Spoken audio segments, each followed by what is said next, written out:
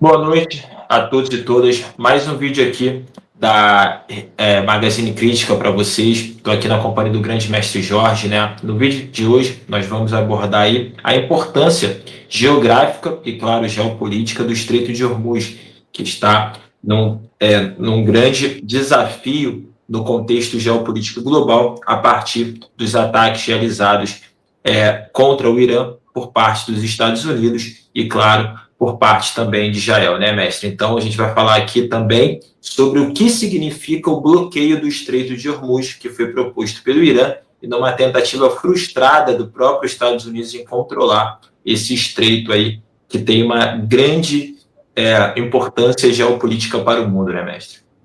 É importante demais que a gente fale, como dois geógrafos que somos, eu e o professor Magno, da importância geográfica e geopolítica do Estreito de Hormuz.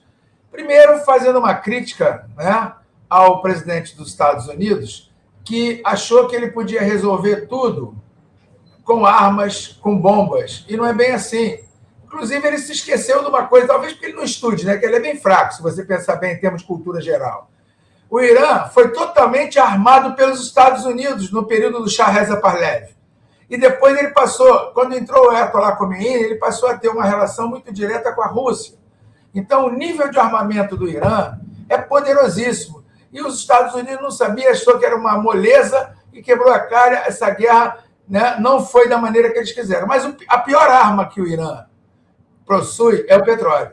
Aquela região é altamente produtora de petróleo e distribuidora de petróleo.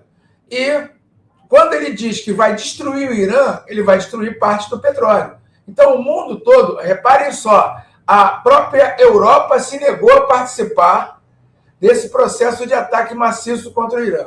Então, o Trump teve que voltar atrás e aceitar uma conversa com o Irã. Principalmente que o Irã vai fechar o Estreito de Hormuz, só vai passar quem ele quer ali. Então, isso prejudica o mundo através de uma hiperinflação. Nós temos aí, né, Magno, a terceira crise mundial do petróleo. Né? Tivemos duas, essa vai ser a terceira. O petróleo saiu de $60 o barril, chegando até 160. Olha o aumento que houve. É absurdo. E eu estava conversando aqui em off com o Magno, o petróleo não é só para a gente raciocinar com combustível e energia, não. O petróleo tem vários e vários derivados que são insubstituíveis. Então, tem que negociar, não é ganhar na marra, não vai conseguir de forma alguma, porque o Irã não vai se render a esse tipo de pressão. E o Oriente Médio todo está envolvido nessa guerra. Grande problema, eu vejo, sabe, Magno, não é nem os Estados Unidos, eu acho que o problema maior é Israel, dentro desse confronto. O Israel, que é o cara preocupado com o Irã. E os Estados Unidos está entrando numa furada, na minha opinião, em defender o Irã nesse combate aí. Eu queria ouvir você sobre isso. Mestre, a gente sempre fala muito também do petróleo, né, mas também é importante dizermos que o Estreito de Hormuz significa a passagem de alimentos e produtos essenciais às monarquias que estão presentes no Golfo Pérsico, que todas elas, claro, são aliadas dos Estados Unidos, com grande destaque para a Arábia Saudita, porque a Arábia Saudita, tirando a indústria petrolífera, a Arábia Saudita tem uma produção industrial que não atende à sua população.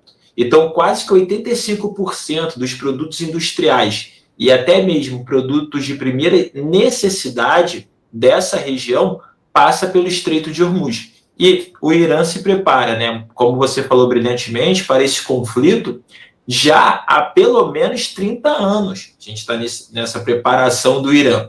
E temos um detalhe aqui muito importante, né?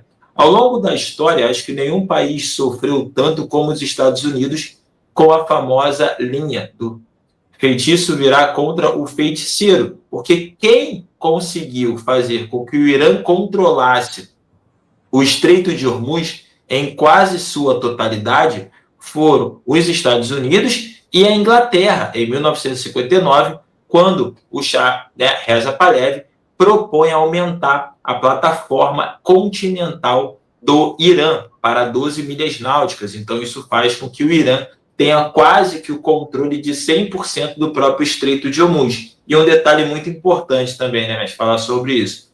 Isso também aconteceu porque o próprio Estados Unidos, naquela corrida pelo petróleo no Golfo Pérsico e no Oriente Médio, não confiava nas famílias sauditas, e nas famílias monárquicas que ali dominavam aquele espaço. Então, eles possibilitaram que o Irã aumentasse o seu controle pelo Estreito de Hormuz por ser um aliado, que eles conseguiram ascender ao poder, né, em 1941. Então, isso tudo, gente, é muito importante para que a gente entenda. E qual vai ser a maior pressão sobre os Estados Unidos? A maior pressão dos Estados Unidos é uma pressão interna, uma crise inflacionária em relação ao próprio mercado interno, que é uma economia extremamente dependente do petróleo, e com o segundo motivo, a própria Europa pressiona os Estados Unidos a partir dos seus aliados históricos, entre eles, né, a própria Inglaterra, a própria França, a Alemanha, que faz com que os Estados Unidos sofram essa pressão. E, por que não dizer que quem saiu vitorioso desse conflito que envolve o Estreito de Hormuz simplesmente foi o Brasil, que aumentou a sua exportação de petróleo bruto para a China, mas também a Rússia, que conseguiu vencer os embargos provenientes da guerra com a Ucrânia. A Rússia conseguiu vender ali, pelo menos, né, muitos barris de petróleo no mercado, sem sofrer o embargo que os Estados Unidos e a União Europeia havia programado contra ela a partir da sua ocupação ao território ucraniano, né, mestre? Perfeito. A gente abordou as coisas mais importantes, mas isso é muita história ainda. Vamos ter mais magazines falando sobre isso, que isso não vai acabar agora, né?